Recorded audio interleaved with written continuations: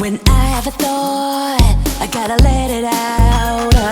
It's a bright spot that I can't even doubt. My opinions, my point of view, even if things are a little chopped and screwed. So yeah, even if you disagree.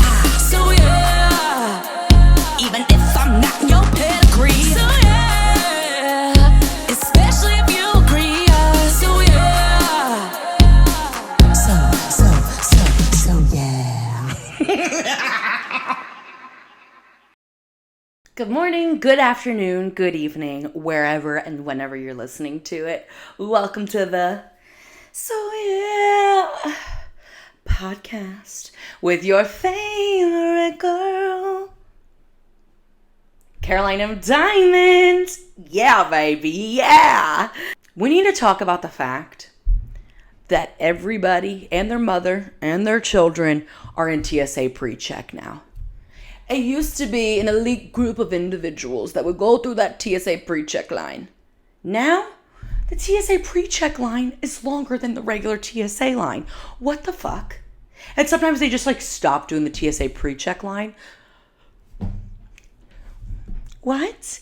And I used to be like, oh my God, this is amazing because I don't know why. Well, I do know why, because it's fucking disgusting. But people walking through those monitors without shoes is gross. And the people who wear flip-flops and no socks to the airport, you need jail time. Like actual prison. Lock her up. It's usually a man in flip-flops, which that's a whole other topic because I never need to see a man's toes. I'm sorry. I never need to see a man's toes, okay? So flip-flops, disgusting, deplorable, all right? So, everybody's in fucking TSA Precheck now. When I was flying for Christmas, the TSA Precheck line was 3 times the length of the regular TSA line. What the fuck is that about?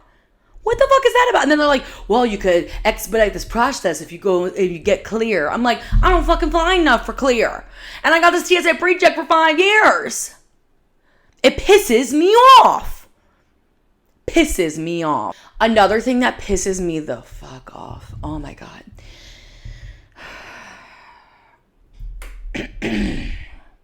When you are hanging out with a friend and this friend is on their phone the whole time, right? And I don't really love that, but sometimes we're on our phones, that's fine. And that same friend is the person who never responds to text messages. What? I don't understand it. And in the past, it's been yeah, well, everybody's not worth getting your access to you all the time. It's because we have these phones. Okay. Yes. But 24 hours, you should respond to a text message within 24 hours. That warrants a response, right? If you do not respond to text messages and I see you always on your phone, and even worse, you're the one that checks my stories first on Instagram, excuse me? You're on your device. And I understand, sometimes you look at a text message and you're you can't respond right there. And then maybe you see the Instagram story and you're like, oh shit, I forgot to respond to her. I don't understand those people actually. And they're it's a mental health thing. It's a mental health thing. Then maybe you should get off the phone in general. Okay, because clearly your mental health is terrible because you're constantly on your device and you can't answer a text message that takes max 10 seconds. I don't get it. And I think it's a really invalid excuse to use mental health. Yeah, I really do. And if you disagree with me, that's fine. But you're probably the person that doesn't answer their text messages. You're unreliable. And nobody likes somebody that's unreliable. We don't. We don't like an unreliable bitch. We don't. I really don't like it. I just roll my eyes because what the fuck are we doing? What the fuck are you doing? Who the fuck are you? I'm a proud one. I'm bumping that. I just had to do it. I had to do it. I had to.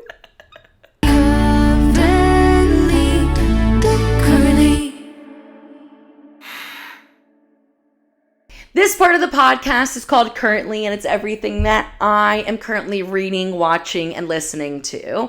And as we know, there's no update on reading. So shut your mouth, okay? I'm still reading Heated Rivalry books. As for what I'm watching, and I'm very late to this game. I realize that. This movie came out in 2021, 2022, and this movie is Cruella, starring Emma Stone. Holy shit. Why did I not bump this up on my watch list?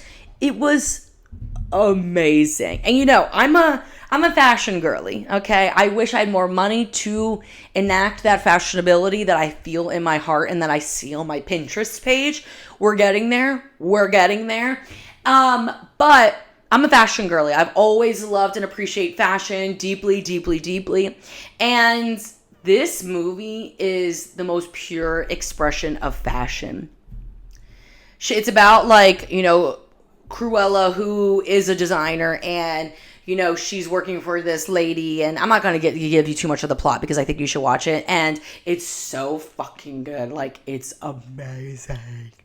It's amazing. There's, like, this montage scene, which I really feel like I wish I saw more of the montage, because it was, like, kind of going like this, and the craftsmanship that went into this costuming, like, everything was custom, no doubt, okay? And the scenes were so beautiful, and the makeup was gorgeous, and I just wish there was a little bit more time for me to slurp it up and slurp it in. I needed it. It was so fucking good, and I think Emma Stone really ate it up. Like, I won't even lie. I think that she did great. And even, like, her outfits when she was, like, working as a designer, like, in the store, they were so cute. And, like, you could just tell they made things for her body. If not, they tailored things to her body. And it was so beautiful to see, like, actual pure costuming. Like, it was exceptional. Obsessed. And it's on Disney Plus, so feel free to watch it and let me know your thoughts on it if you haven't watched it. And it's amazing. Oh my god. As for what I'm listening to, we know from the podcast listeners that I've been going through Madonna Deep Dive discography. Okay. And next up on the list was Bedtime Stories. And Madonna made this album as kind of a rebuttal to the pushback that she was seeing from critics and fans about erotica, okay? So she was very sexually explicit, and of course, 1992, people didn't fucking like it and didn't appreciate it at the time. Losers. Anyway, and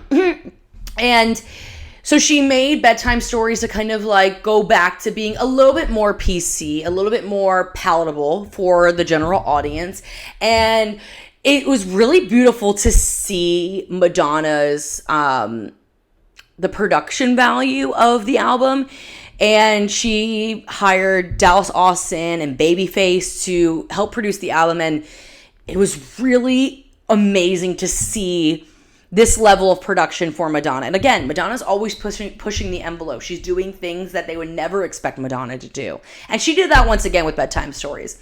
And I know it was, like, not supposed to be a sexual album, but it definitely felt like a little bit of bedroom hits. I mean, it is called Bedtime Stories, and, like, the album cover is very, she's, like, you know, serving face always in, like, this boa, and it's giving kind of, like, loungy sexual themes, but and some of the lyrics, I'm like, yeah, well, yes. And the only song that I knew from this album prior was Human Nature. And I'm not sorry. It's human nature. And, like, obviously that's talking about how the public did not appreciate her erotica album. And you know what I mean? Because they didn't get it. The girls that didn't get it, and the girls that did. And I really like this album, actually. Like, I saved 6 songs.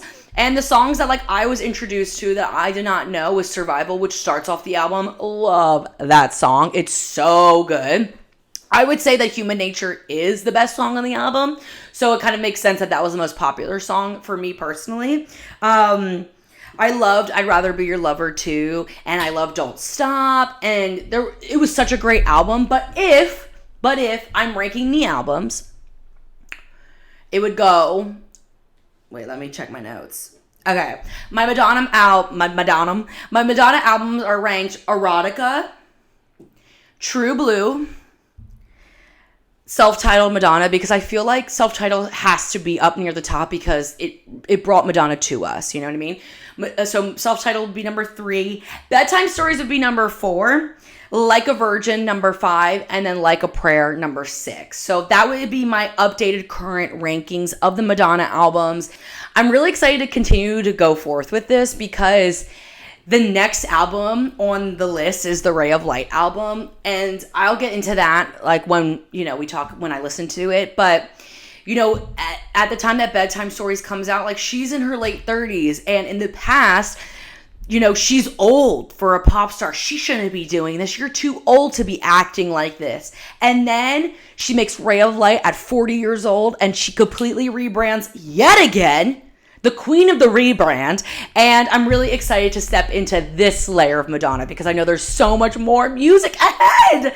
Like, it just keeps getting better. And she really is the queen of pop. I can't say it enough. I can't emphasize it enough. Madonna is the queen of pop. Not a single pop girly would exist without Madonna. And I'll die on that hill. I'll die on that mountain. I'll die on that Mount Everest. I'll die on that Mount Kilimanjaro. Okay? I will. Thank you.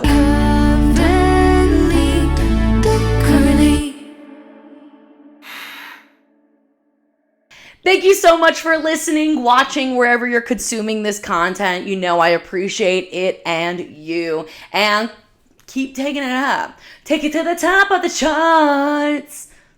That was a little flat, but it's okay. You know what's not flat? My boobs. All right. So, yeah.